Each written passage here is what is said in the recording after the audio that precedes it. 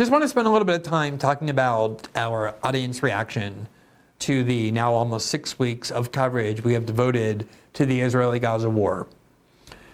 As many of you know, we have this live after show every Tuesday and Thursday night. Tonight's Thursday, we're going to go do it, where once we're done with this show, I sit in these chairs in our studio and I take questions and respond to feedback from our subscribers to the locals community. I think it's $5 a month, $7 a month, something like that to subscribe. A lot of people were with me at Substack who are subscribers who have renewed their subscription. And the purpose of that live after show is for me to be held responsible to my audience by hearing criticisms of the things I'm saying and have to interact and respond. Obviously, we knew early on that a good chunk of our audience was going to be supportive of Israel. That was something of which I was very well aware.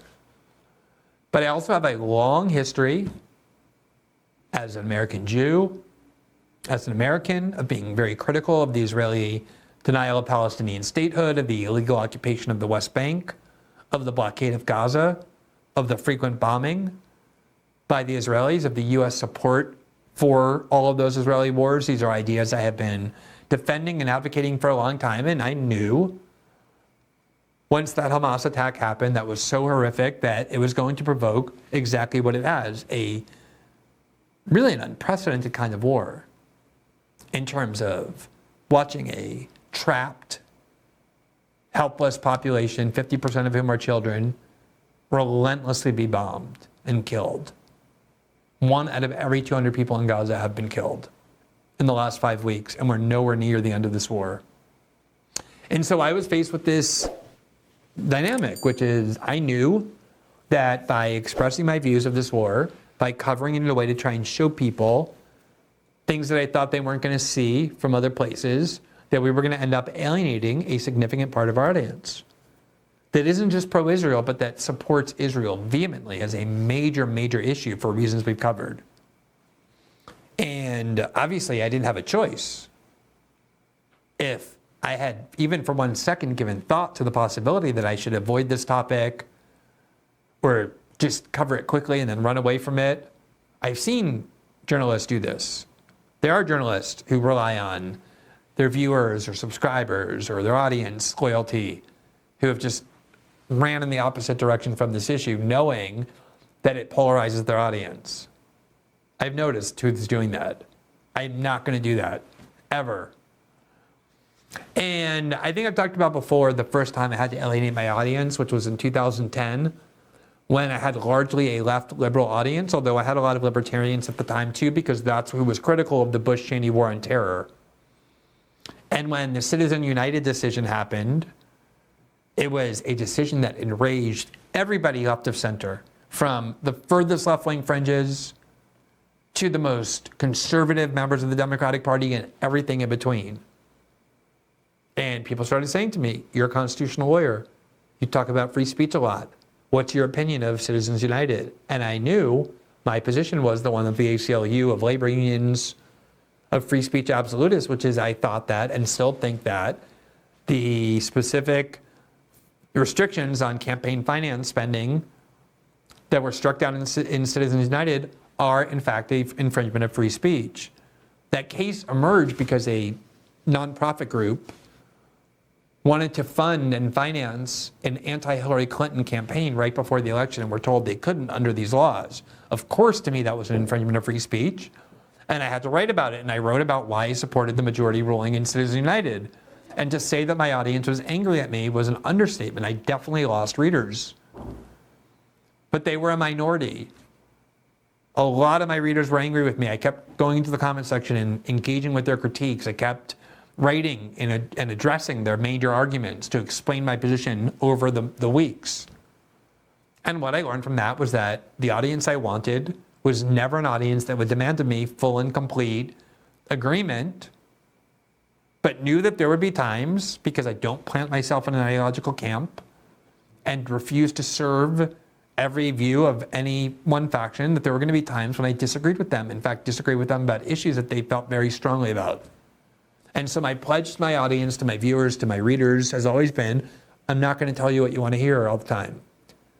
What I promise instead is I'm going to give you my completely honest view, regardless of who it helps or hurts or pleases or angers, and I'm going to do my best to be respectful of critiques and criticisms, try and seek out the smartest and best ones, and address them in a substantive, persuasive, well-researched, fact-based way. That's my promise. But audience capture has become a very real thing because the way in which media has evolved, it used to be even 10 years ago that you were stuck watching CNN or reading the New York Times because that's all there was. But now with the internet, there's such a proliferation. I mean, you don't need to be a billionaire or a gigantic company anymore to produce a show like this. You can have a very sophisticated studio, multiple cameras, a staff, without a huge amount of money, because the technology has evolved so well and you can reach a lot of people without owning a network or even cable news access. And so there's a ton of choices. And among those choices are always people who will tell you what you want to hear on any issue. And so it's very easy to listen to somebody and say, all right, I'm done with that person. I was with them as long as I agreed, and now they disagree, I'm gone, I checked out. And we've heard from subscribers canceling their subscriptions because they feel so strongly about this foreign country that they don't care if they like my work on the rights of American citizens, my criticism of the corporate media in the United States, my criticism of the US security state, my defense of free speech and civil liberties. Israel is the issue that is at least as important, if not more important to them, and disagreement with them enrages them so much that they just can't follow me anymore. I've lost thousands of followers on Twitter. A lot of them have been replaced. So overall, it's a net gain, but the majority of my audience, the majority of this audience here, including people who support Israel, and including people who disagree with me about my perspective of this war, have not only stayed, but said that they're staying. But I just want to tell you that audience capture is very real. You feel it. Because the model that most media outlets now use is one that relies on subscribers or having a big enough audience for ads. And either way, losing or alienating part of your audience can have a very direct impact on your ability to earn a living, to support your family. And I see all the time people capitulating to that pressure. And I felt it, not gonna lie. I of course knew that was a danger. But there's no way I can do this work if it doesn't come from a place of passion and honesty. My integrity is just not for sale. I'd honestly rather lose 90% of my viewers and subscribers than have to go home at night after the show and put my head on my pillow and know that I somehow changed my view or altered it or suppressed it or modified it. Not because I was changing my mind, but because I just wanted to avoid alienating people in my audience. There's nothing worth that. And we did lose some people, but a small percentage, and I'm very thrilled to know that I have deliberately sought to attract and cultivate an audience of people who are willing to hear disagreements, who actually want to hear disagreements, who find that illuminating and stimulating. I've had a lot of pro-Israel supporters in my life, a lot of my friends, but also in my audience writing to me and saying, I still don't agree with you, I get angry sometimes, but at least it makes me think, it's a check on what I think, and that's the same thing I feel about the pro-Israel audience, pro-Israel viewers and correspondents that I hear from all the time, including on our after show. It's a way of keeping each other honest.